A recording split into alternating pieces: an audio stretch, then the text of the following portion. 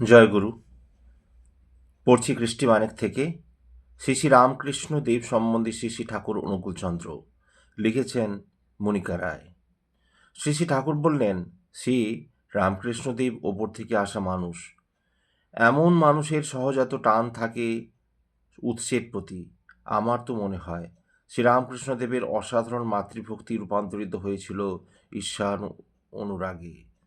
তিনি যখন যে গুরুকে অবলম্বন করে যে সাধন করেছেন, তখন তার মধ্যে সেই গুরুর নির্দেশ নিষ্ঠার সঙ্গে মেনে চলার আগ্রহ দেখা গেছে অনন্য সাধারণ।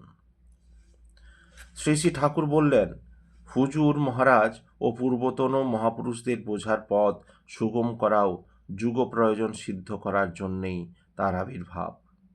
বাংলার বিপ্লবী শক্তির আবির্ভাব চৈতন্যদেব, বিদ্যাসাগর, শ্রী শ্রী রামকৃষ্ণ, রামমোহন রায়, বিবেকানন্দ, দেশবন্ধু, নেতাজি সকলের মধ্যে হয়েছিল। রামমোহন রায়ের আবির্ভাব তখন না হতো, আরও বহু লোক খ্রিস্টান হয়ে যেত। তারই পিছনে এলেন শ্রী শ্রী রামকৃষ্ণ ঠাকুর।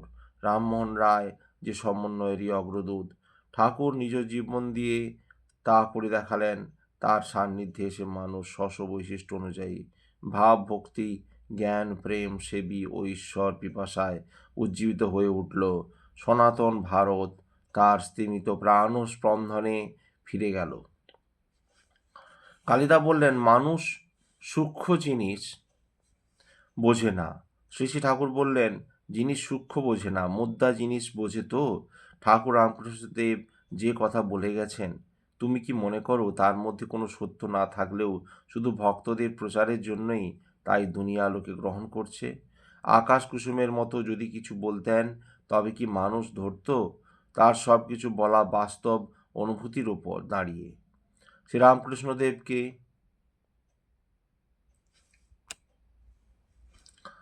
শ্রীরামকৃষ্ণদেবকে যদি আমরা জীবনে জীবন্ত করে তুলতে না পারি, তাহলে শুধু মৌখিক শ্রদ্ধা দেখানোর ভিতর দিয়ে আমার কিন্তু বিশেষ লাভবান হব না।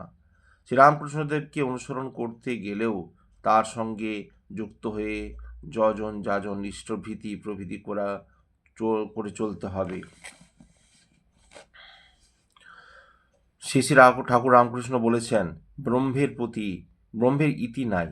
আমরাও ইটার্নাল বিকামিং বির্ধন করে চাইছি, চিরতরে নিভে যেতে চাই না। শ্রী ঠাকুর কথায় কথায় বলেন, অনেকে রামকৃষ্ণ দেবের কাছে যেত, কিন্তু তার চাল চলন, আচার আচরণ দেখে তাকে বুঝে উঠতে পারত না। হয়তো তামাক খেতে খেতে ভাব হয়ে গেল, একটু পরে আবার তামাক খেলেন। মায়েদের শরীরে সামনে সখী ভেসে নাচতেন, কখনো আরও কত কি। এইসব দেখে লোকে ভাবতো বিটকেল। পরে তাদের কাছে জনে আমার কাছে এসে কেঁদেছে, তাদের কতজনে আমার কাছে এসে কেঁদেছে।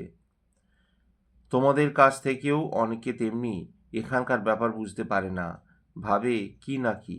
মানুষের বোধ সংগতি না থাকলেই এমনই হয়। ডাক্তার মহেন্দ্রলাল সরকার নাকি রামকৃষ্ণদেব সম্বন্ধে বলতেন, তার সব ভালো, কিন্তু সংগঠনিক ক্ষমতা নেই। শ্রী শ্রী ঠাকুর বললেন, সংগঠন বলতে এরা বোঝে সোনার পিতলে ঘুঘু। অথচ ঠাকুর নীরবে নিভৃতে যা করে গেছেন, তার ঢেউ চলছে, চলবেও।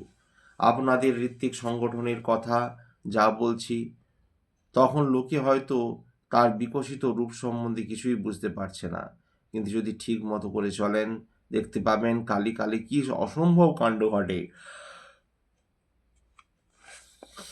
শ্রী শ্রী ঠাকুর বললেন, রামকৃষ্ণ ঠাকুর বলেছেন, নিজেকে একটা নরুন দিয়ে মারা যায়, কিন্তু অন্যকে মারতে গেলে ঢাল তরোয়াল দুই লাগে।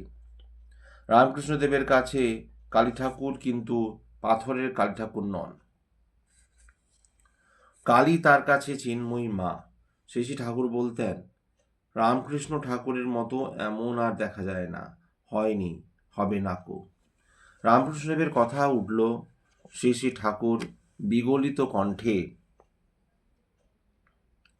মুগ্ধ মন্দিরও আগ্রহে অপূর্ব ভঙ্গিতে হাত খায়ে নেড়ে আবেগভাবে বললেন, মুখ্য বামুন যে হয়ে যা বলে গেছেন, অমন আর কারো বলবার জো নেই। অমন পরিবেশন কেউ করতে পারবে না। শ্রী শ্রী রামকৃষ্ণদেব বলেছিলেন, এখন সব জ্ঞান দিচ্ছি না, যিনি ক্লোজড রেখেছেন কিছু কিছু আমি সব প্রকাশ করে দিচ্ছি। সব যে দিয়ে গেলাম পরিষ্কার করে, তাও মানুষ আমার কাছে, আপনাদের কাছে না আসলে বুঝতে পারবেন না। শ্রী ঠাকুর বললেন, রামকৃষ্ণ ঠাকুর যে দিয়ে গেলেন কেউ বুঝলো না। অনেকে তাকে নকল করবার চেষ্টা করলো, কিন্তু নকল করে কি আর হওয়া যায়?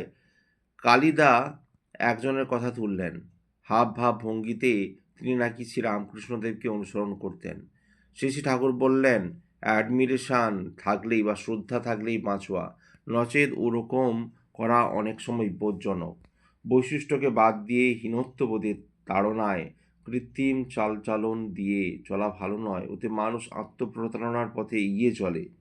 শ্রী ঠাকুর বললেন, যিনি যখনই আসুন দয়ালের বার্তা নিয়ে আসেন সবাই। শ্রী রামকৃষ্ণ ঠাকুরের কাছে কেউ জিজ্ঞাসা করতেন জীবনের উদ্দেশ্য কী, তিনি বলে গেছেন, ঈশ্বর লাভই মানব জীবনের উদ্দেশ্য। জীবনের জন্য সংকলক সন্দীপ সিনহা। গত সংখ্যায় মুদ্রিত এই লেখাটি অসম্পূর্ণ থাকার কারণে মুদ্রিত হলো। চৈতন্যের জাগরণ চাই। শ্রীরামকৃষ্ণ বিদ্যাসাগরকে বলেছিলেন, সূর্য সৃষ্টির ওপর আলো দিচ্ছে, আবার দুষ্টির ওপরও আলো দিচ্ছে, অর্থাৎ উৎসারিত আলোকে শিষ্ট দুষ্ট উভয়ই আলোকিত। প্রদীপের সামনে বসে কেউ বা ভাগবত পাঠ করছে, কেউ বা দলিল জাল করছে, কিন্তু প্রদীপ নির্লিপ্ত। তাই শ্রীরামকৃষ্ণ বলেছেন, এটি জানবে যার সংস্কার আছে সেই নিত্য সত্য চৈতন্য স্বরূপ ভগবানের দিকে এগোনোই ঘটবে। এটাই তার নিয়তি। যার নেই তাকে অর্জন করতে হবে। যদি অর্জন না করতে পারো তাহলে নাশ হবে, নষ্ট হবে। বারে বারে আসা যাওয়া করতে হবে। উপনিষদে আছে, নচিকেতার সংস্কার ছিল, তাই বালক বয়সী উদ্বিগ্নে ছিল। মানুষ শস্যের মতোই জীর্ণ হয়ে মরে যাওয়া বা আবার শস্যের মতোই জন্মায়। মুক্তির পথ কি? শ্রীরামকৃষ্ণের মহিমা কীর্তনে আমাদের মনের সেই রুদ্ধদ্বার খুলবে, যেখানে কুণ্ডলী বাকিয়ে আছে কাল, কাল সর্ব, যেটিকে শিব জড়িয়ে রেখেছেন গলায়। আর কালকে যিনি কলন করেছেন, গণনা করেন, সেই কালই যার বুকে, কালই তার বুকে। আর কালকে যিনি কলন করেছেন, গণনা করেন, সেই কালই তার বুকে। লজ্জায় জিভ কেটে যখন বলতে চাইছেন, বারে বারে আসো যাও তুমি জীব, তবু কেন বোঝো না নিত্য আর অনিত্যের অভেদ। মহাকালের বুকে আমি খণ্ডকাল, নিজের আস্ফালনে লজ্জিত হয়ে জীব কেটে স্থির। এর নাম চৈতন্য। শ্রীরামকৃষ্ণ মানুষের মধ্যে সেই চৈতন্যের জাগরণ চেয়েছেন। শাস্ত্র মুখস্থ করে কিছু হবে না, নিজেকে হতে হবে। আমরা অনেক ক্ষেত্রে শ্রীরামকৃষ্ণের পরিচয় শুধু প্রেমিক, ভক্তবৎসল, করুণাময় পরমহংস শ্রীরামকৃষ্ণ নয়, তিনি আরেক দিকে রুদ্র রামকৃষ্ণ। তিনি ছেঁকে ছেঁকে তুলে নেন, ঝেড়ে ঝুড়ে খড়কুটো আলাদা করে নেন। যার হবে তাকে কাছে টেনে নেন, আর হবে না তাকে কালের স্রোতে অপেক্ষা করতে বলেন।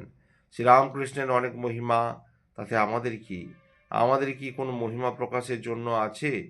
আসলে রামকৃষ্ণের কৃপা লাভ করতে হলে নিজেকে গঠন করতে হবে, তার নির্দেশ মানতে হবে। শুধু বক্তৃতা করে হবে না, নিছক ভজনায় তিনি ভজবেন না। তিনি জড় চৈতন্য মানুষকে জাগ্রত চৈতন্য করতে চেয়েছেন। শ্রীরামকৃষ্ণ ধর্মের সার কথা বচনে, আচরণে তিনি যা শেখাতে এসেছিলেন সেইটিও ছড়াতে হবে। তার নামের বা মানের দরকার নেই, তার নাম আপনা থেকেই হবে।